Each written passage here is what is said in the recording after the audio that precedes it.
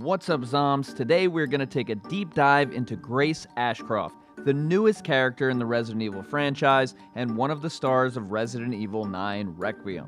We'll explore her current role in the story, examine her traumatic past, ponder her connections to other characters, and find out why she might be the Chosen One.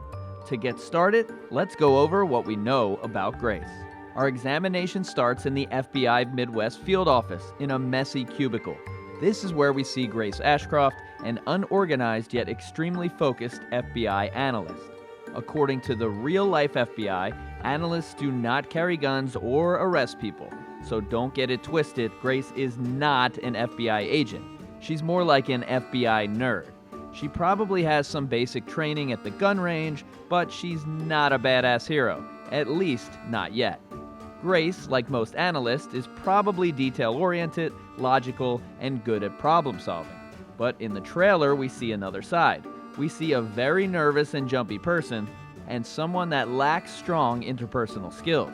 If this is about the report you asked for yesterday, it'll be ready in 2 days, tops. We eventually find out what might be having a big impact on her personality: trauma. You see, when Grace was a teenager, her mother was murdered. The Redwood Hotel. I know. That's where your mother was murdered. That certainly would explain things. And more personality comes out in a non-playable Resident Evil 9 demo. In the demo, we see that Grace has been kidnapped and possibly experimented on. She's in some weird hospital room with a needle in her arm.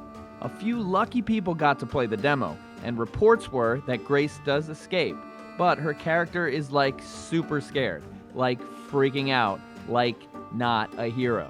Now what's most likely gonna happen is she's going to She's All That Us, which is basically she'll take her glasses off, let her hair flow, and all of a sudden go from a nerd to the hottie and become our hero. All of that gives us a nice little snapshot of Grace, but it doesn't explain why she was kidnapped. In the Resident Evil 9 trailer, an evil-looking character tells us why she was taken. I know now that you're the one that I've been searching for. The special one. The Chosen One. But what would make Grace Ashcroft the Chosen One? All signs point to her genetics. After all, this is a Resident Evil game, and we already saw her blood is somehow important. So let's take a look at her parents. First, we have her mom, Alyssa Ashcroft, from Resident Evil Outbreak. While Alyssa is just a regular woman, something interesting happened to her during the Raccoon City outbreak. She ended up getting the T-virus. So how is she still alive? Alyssa died 8 years ago. Okay, well, how was she still alive after the outbreak? Well, she went on a mission to find the antidote for the T-virus, a concoction called Daylight. If she didn't take the serum in time, she'd become one of the Zoms, and not in a good way. But she did take it, and she did survive. But what if that brief encounter with the T-virus changed her genetics forever, and those genetics were passed down to her daughter Grace, making her special? It wouldn't be unprecedented. Jake Mueller, aka Jake Wesker from Resident Evil 6, was born with some special genetics despite not being infected.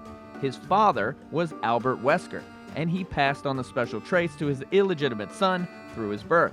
But what if Alyssa didn't pass anything down, and she was fully cured when Grace was born?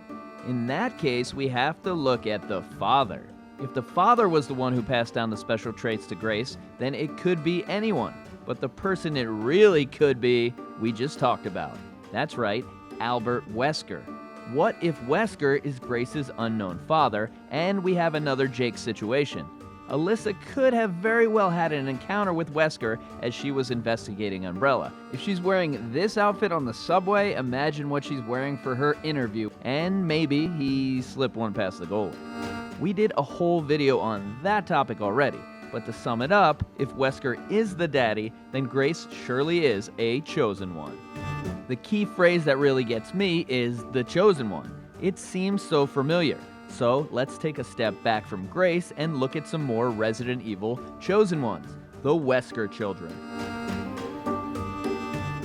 The Wesker children were a bunch of gifted kids that were rounded up by Oswald Spencer in his quest to create superhumans. I was to become a god. They were all supposed to be genetically special, but after being experimented on, most of them died. The only two survivors, Albert Wesker, who died in Resident Evil 5, and Alex Wesker from Resident Evil Revelations, who really loved Spencer's research. A person who might, secretly be continuing his research to this day. You're perfect. The only thing she would need to do that are more chosen ones. So is Alex Wesker behind Grace's kidnapping? Does she know something about Grace's parents that we don't? Is Grace her chosen one?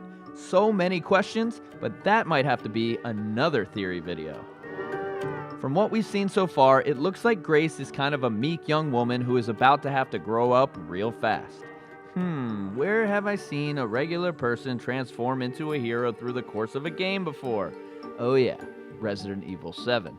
And while I originally thought Grace would maybe be like Ashley in RE4 and just be around to solve puzzles because she had no weapons in the demo, the Grace in the game's character art has a weapon and a little more confidence. So maybe she will become a hero after all. If only there was a Resident Evil classic character that could come back to the game to help her. As we build up to the release of RE9, we have a lot more to learn about Grace Ashcroft and how she became the Chosen One. Let me know in the comments your thoughts on Grace, what makes her special, and who she might be connected to. And stay tuned to Where's Barry for more theories and breakdowns for Resident Evil Requiem.